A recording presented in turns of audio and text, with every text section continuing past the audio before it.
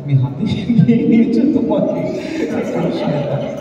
But একটু বলার আগে আমি যেটা বলতে চাইছি, তুমি খুব সুন্দর একটা জিনিস আজকে বললে আস্তে আস্তে, যে আমি তোমার সাথে রোল অ্যাক্টিং করেছিলাম, আবার আমি রাতুলের সাথেও অ্যাক্টিং করলাম। মানে বুঝতে পারছিস আমার বয়সটা কত?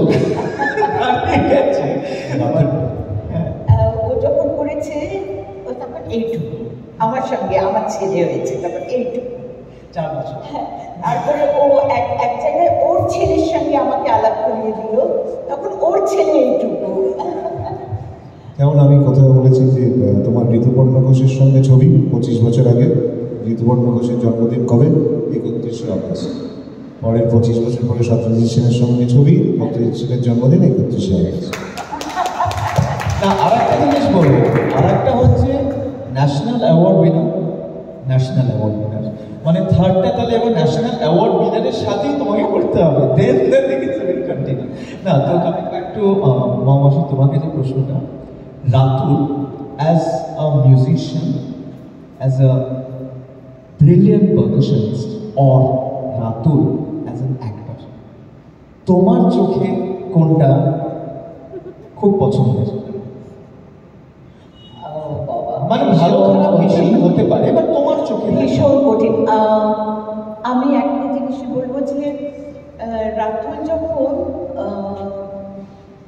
উৎসবে করেছে, ওখানে একটা ক্রুশিয়াল সিন ছিল ভীষণ, মানে যখন ফ্যামিলির সামনে আমাকে নিয়ে একটা সাংঘাতিক একটা টার্ময়েল চলছে একটা ইয়ে, আর সেখানে রাতুল ওখানে চুপচাপ হেঁটে আসে, আর ও ওভার করে পুরো জিনিসটাও জানে, আসে, এবং আমি বার্স্ট আউট করি যে কেন সবাই আমাকে এরকম করে, কেন এরকম করে, ওকে জড়িয়ে ধরে কেঁদে ফেলি, আর ও ঠান্ডা মাথায় বলে আর কেউ করবে না মা, এখন তো আমি জেনে গেছি, আমি জেনে গেছি, আর কেউ তোমাকে এরকম করবে না।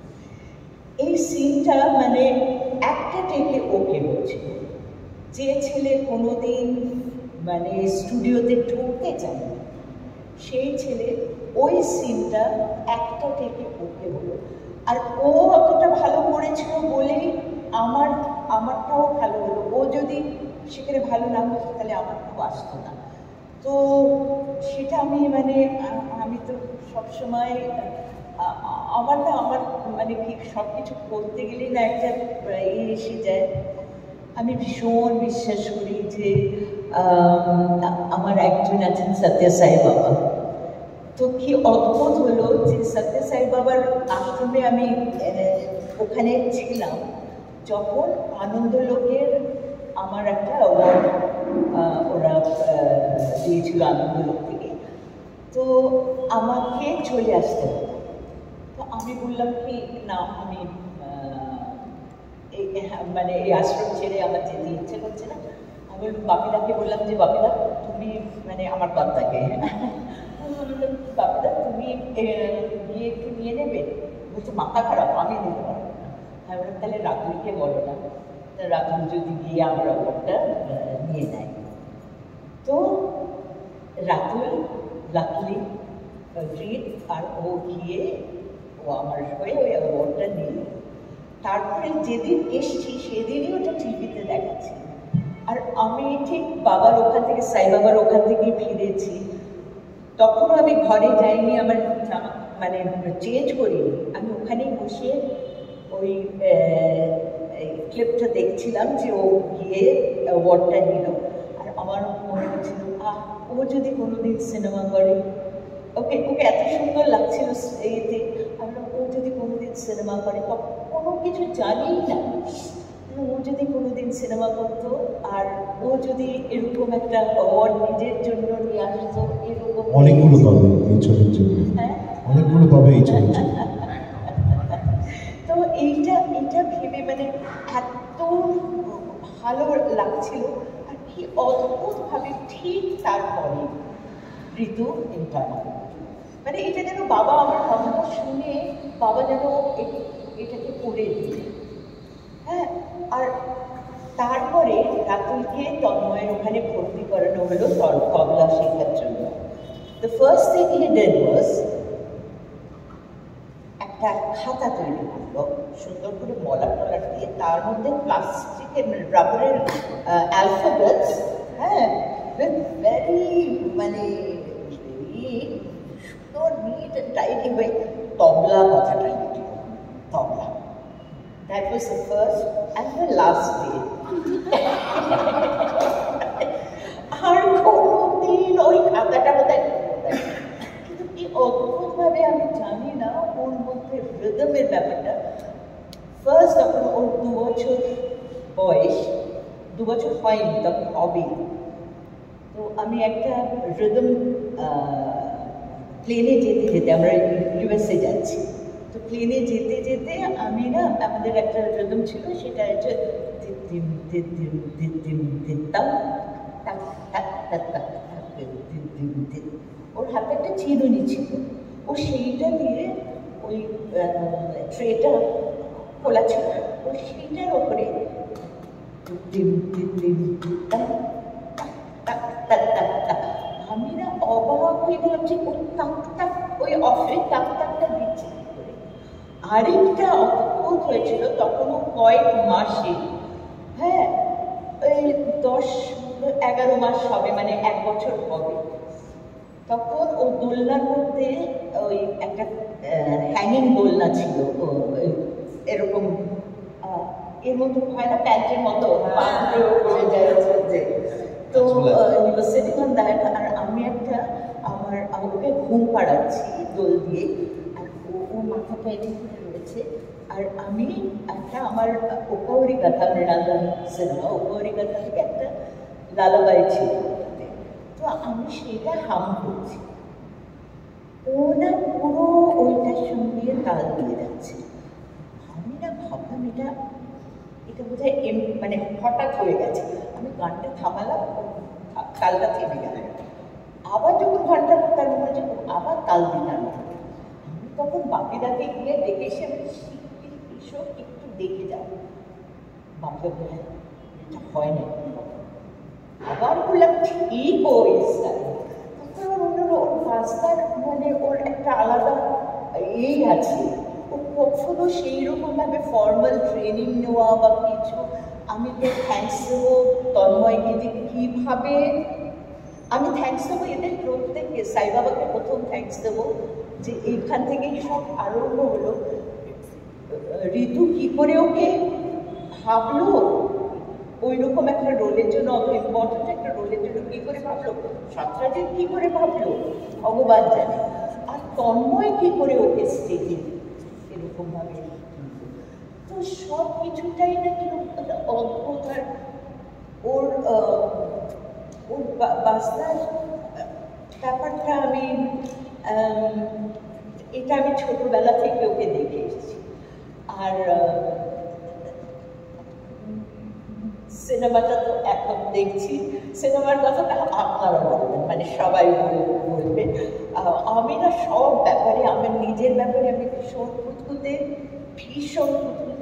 আমার ছেলেদের, আমার 2 ছেলের ব্যাপারে আমি ভীষণ খুঁতখুঁতে।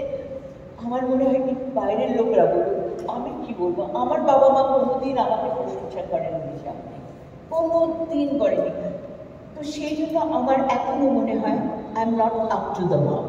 আমাকে আরও ভালো করতে হবে, I have to better myself. আমাকে অনেক অনেক অনেক অনেক আরও এগিয়ে যেতে হবে।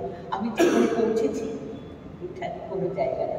তো আমার মনে হয়, আমি যেরকম বলি, আমার নাচ আর সিনেমা দুটো আমার 2 ছেলের মতো। আমি সেটাকে বলতে পারবো না কাকে আমি বেশি ভালোবাসি। তো আই হোপ আমার রাতুলেরও যেন সেটাই হয়, অ্যাক্টিং আর বাসনাটা যেন সেরকমই যায় একসঙ্গে।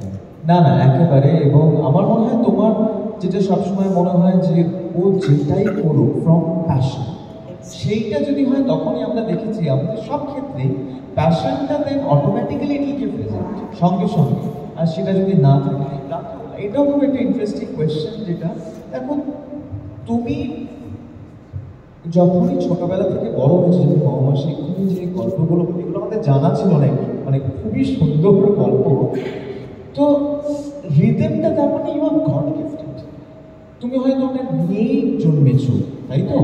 তো মানে তাছাড়া যদি তুমি অবজার্ভ করো, ছোটবেলা যা দেখেছো, it's more of a contemporary dance বা মার সাথে যে তুমি গেছো বিভিন্ন জায়গায়, সেটা বিদেশেই হোক, বাট মিউজিক তো ছিলই, কিন্তু more of the visual which is the contemporary dance আর কোরিওগ্রাফ এইগুলো, কিন্তু তোমাকে বেশি অ্যাট্রাক্ট করেছে music. So do you think is there a particular reason or it's just যেরকম অমাসি বললো যে No, of course, one of born with that? the major reasons is Mama. Because Mama has been a huge influence in my life. তো সেটা আমি সবসময় বলি। এবং মামা যেটা ছোটবেলায় করতেন তখন একদম ভালো লাগতো না, খুব রাত হতো। সেটা হচ্ছে আমাকে আর মিষ্টুকে, আমার বোনকে, হয়তো মামা রেয়াজ করছেন বসে। তখনকার দিনে এখনের দিনে তো তখন মামার বাড়িতে একটা ঘরে এসি ছিল। তো আমাদের যেরকম বাড়িতে একটা ঘরে এসি, সেটা গরমকাল হওয়া মানে সবাই একসাথে পাশাপাশি বিছানা করে শোয়া আসে। এসি ওয়াজ এ লাক্সারি, এখন ইজ এ নেসেসিটি। তো মামা ওই ঠান্ডা ঘর, ওটা আমাদের ঠান্ডা ঘর বলে, ঠান্ডা ঘরে মামা রেয়াজ করছে, আর আমি আর মিষ্টি এসে দৌড়ে বেড়াচ্ছি, খেলে বেড়াচ্ছি কিছু। তো দুজনকে ডেকে এনে বসিয়ে সামনে বসে বলছে বসো, তাল দাও।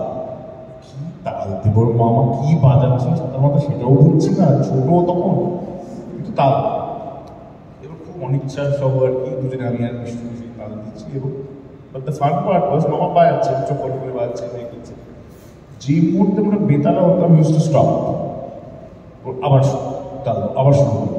সো এগুলো আননোয়িংলি হয়তো, যেরকম বলছি মার সঙ্গে যে ট্রাভেল করতে করতে যেরকম সবই বিদেশে হয়তো ওয়ার্কশপস হচ্ছে, সেখানে গিয়ে ওয়ার্কশপে কিছু একটা বাজাতে হবে, হয়তো মা ওয়ার্কশপ নিচ্ছেন, ইনস্ট্রুমেন্ট হয়তো দুটো জেম্বে রাখা আছে বাইরে। সো তখন কলকাতায় জেম্বে আসেই, জানি না কী জিনিস। সো ফার্স্ট হ্যান্ড ওরম একটা ইয়ে করা, এবং যেটা ওই এক্সপোজারটা আমার মনে আছে যখন ক্লাস 5 পড়ি, তখন মার একটা 3-3 মাসেরই ওরম ছিল। আর ওই বয়স অব্দি মানে তার আগে থেকে যেন মা বাইরে যাওয়ার জন্য করে মানে অত লম্বা আমাকে নিয়ে যেতেন। এবার ক্লাস 5, তো তখন আমাদের সিনসিয়ারিজের খুব ফেভারিট একজন ছিলেন ফাদার বসে। তো মা গেছেন যে আমার এরকম এই অবস্থা, আমি 3.5 মাসের জন্য থাকবো না, তো আমি কি রাত্রিকে নিয়ে যেতে পারি? And the first thing he said was, of course, just take him, but he'll learn much more traveling with you than within the 4 walls of the classroom. So এইটা আমাকে সাংঘাতিক হেল্প করেছে। অ্যান্ড অফকোর্স মামার ইনফ্লুয়েন্সের, মামার প্রেজেন্সটা always. Thank you. তো